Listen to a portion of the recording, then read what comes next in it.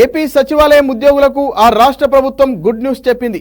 సచివాలయంతో పాటు వివిధ హెచ్ఓడీల కార్యాలయాల్లో పనిచేసే ఉద్యోగులకు వారానికి 5 రోజుల పని దినాన్ని పొడిగిస్తూ చంద్రబాబు సర్కార్ నిర్ణయం తీసుకుంది.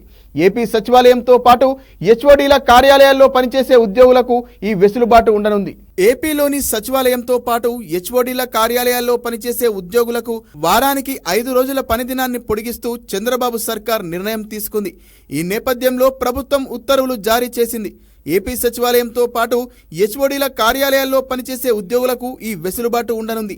కాగా వారానికి 5 రోజుల పని విధానం నేటి నుంచి ఏడాది పాటు అమల్లో ఉంటుందని ప్రభుత్వ ప్రధాన కార్యదర్శి నీరబ్ కుమార్ ప్రసాద్ ఉత్తర్వుల్లో పేర్కొన్నారు.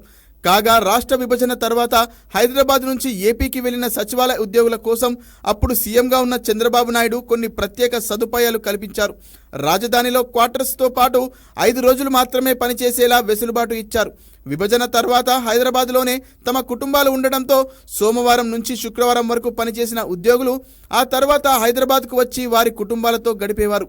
రాజధాని నిర్మాణం పూర్తయ్యే వరకు ఉద్యోగులకు ఈ వెసులుబాటు కల్పించాలనుకున్నారు. ఆ తర్వాత అధికారంలోకి వచ్చిన వైసీపీ ఈ విధానాన్ని ఎత్తివేయాలనే ఆలోచన చేసింది.